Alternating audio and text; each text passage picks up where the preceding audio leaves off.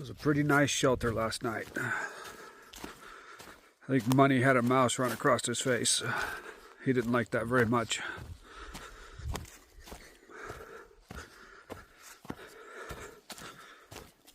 But it's a little ways off the trail. Last year we would have just camped at the top of the hill and walked down for water.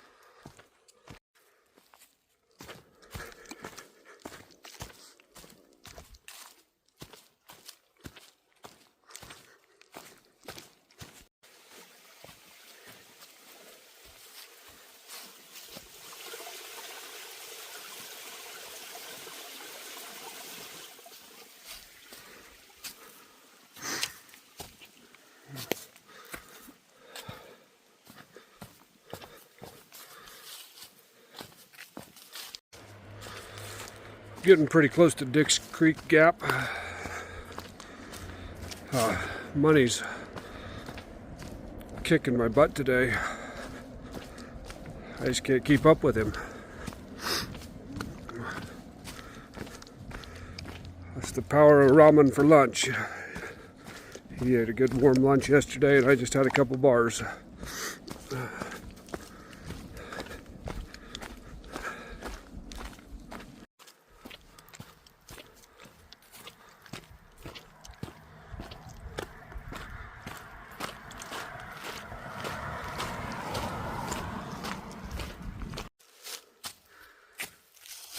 Alright, got 4.5 miles to where we're going to the shelter. We're going to stop at that Blue Ridge Gap tomorrow and get picked up at about 11:45. We had that scheduled. So we're going to Hiawassee to wash clothes and resupply. So only got about 4.5 more miles for today. So far we've only seen about 10 other attempting through hikers, and that counts Money. So quite a bit slower out here this time of year.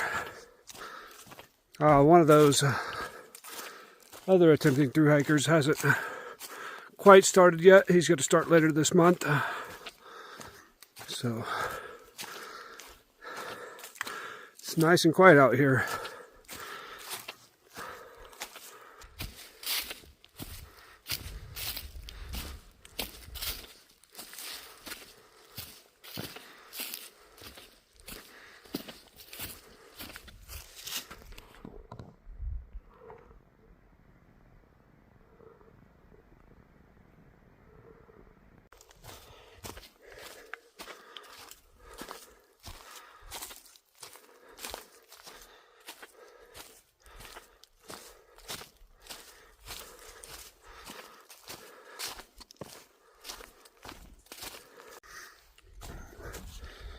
We are about a half a mile or less from Plumorchard Gap Shelter.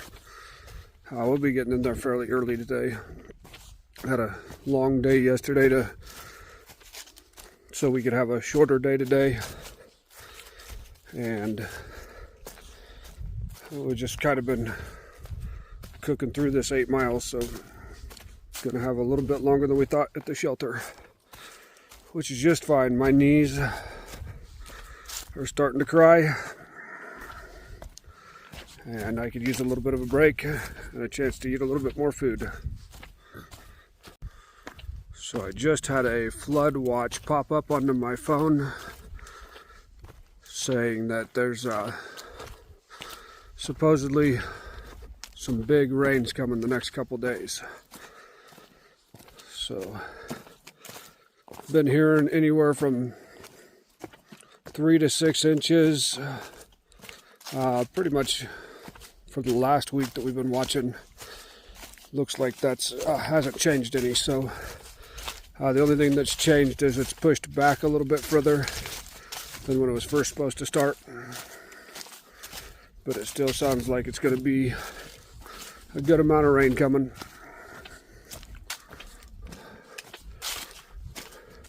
We won't be able to avoid all of it, but that's part of the reason we're pushing up here before we get off the trail, is to miss a little bit of it.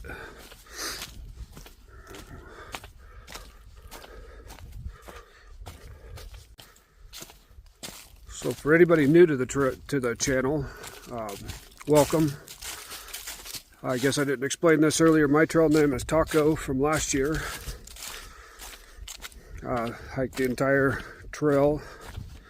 Took 6 months, 6 days. I took some time off the trail to go on some vacations while I was on the trail, so had a lot of fun last year.